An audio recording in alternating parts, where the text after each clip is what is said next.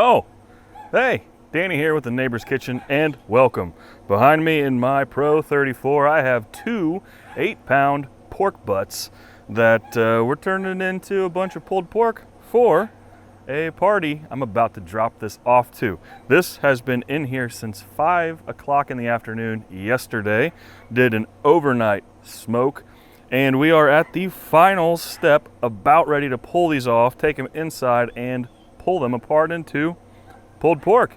Speaking of steps, I filmed every step from planning to prep and seasoning to the overnight smoke, so I'm going to bring you along with me every step of the way. It's easier than you think.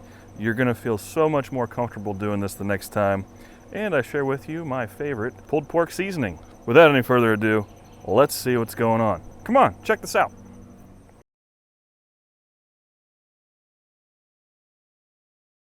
Well, as with anything worth doing, it's a good plan to have a plan. As I said earlier, I have two 8-pound pork butts, and since they're separate, I can calculate them for the average, which in my case, they are both so close to 8 pounds, I'm not even going to do that math. I always plan for 90 to 120 minutes per pound at 225 degrees. Now, my smoker dips well below 225 quite a bit between heat cycles, so I always go for the 120 minute calculation.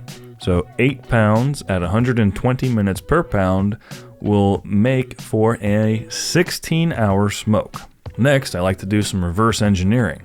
So I need these to be done on Saturday for lunch at noon. I want at least a 2-hour rest, and I want an hour of flexibility should these butts take a bit longer than anticipated, so I need to plan for them to be done at 9 a.m. Saturday morning.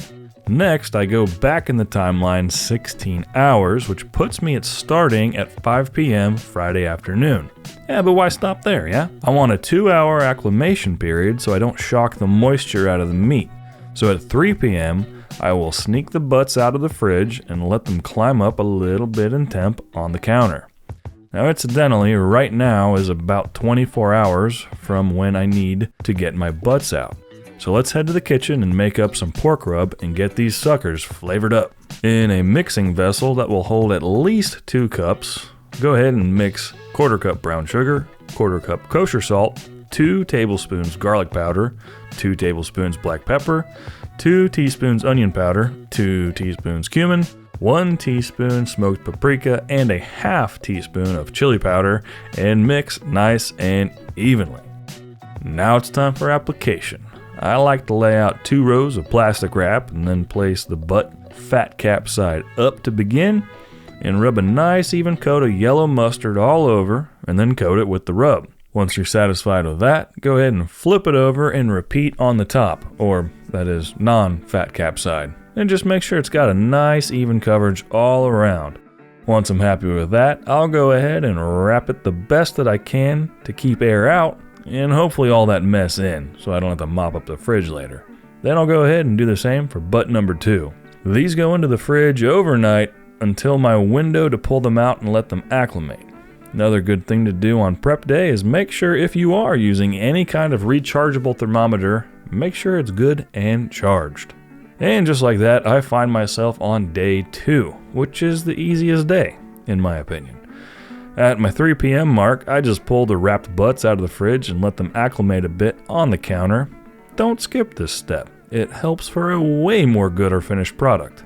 Then, especially for these long cooks, I like to give the Traeger a good cleaning, up to and including vacuuming out all the ashes. I will be letting this go overnight while I'm asleep, so to gain peace of mind, physically seeing there's not any residual grease or unburnt pellets where they don't belong, just helps me sleep better at night. Once everything is all back together, I go ahead and top off the pellet hopper. And I didn't write this in my plan, but I know I need a half an hour to get my Pro 34 ignited and up to temp. If you're using a different smoker, it may not have the same ignition process, but just follow your respective procedure.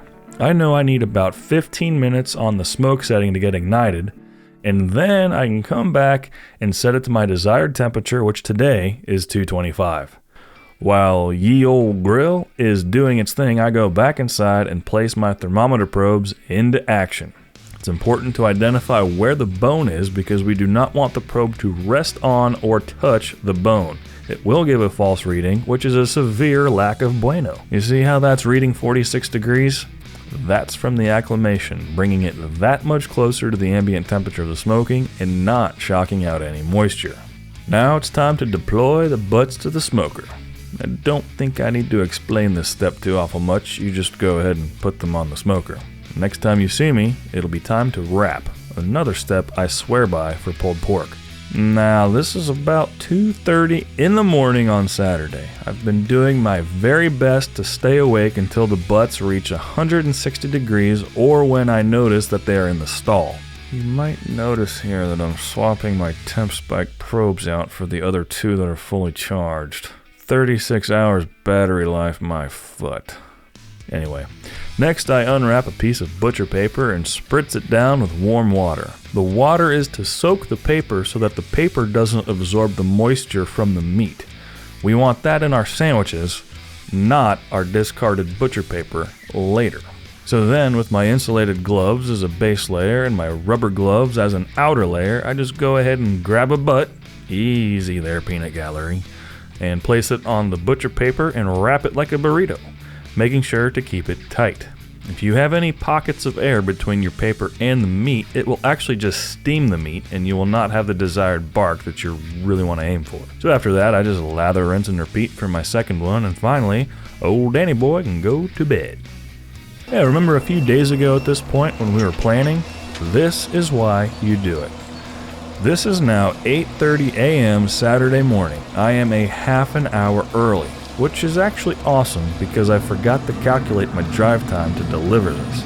Now usually I rest my pork in a cooler, but recently I started letting it rest in the smoker on the lowest setting, which for me is the smoke setting, and I believe that sets it to 165 degrees. Whatever method you want to use for resting, go for it, but make sure you include a rest in your plan. Trust me. Then after about 3 hours of resting, I came back for the prize. I just sneak them carefully off the smoker with my double glove technique and carry them inside in some trays, then carefully unwrap them from the butcher paper. And let's see how tender we got it by pulling this bone out.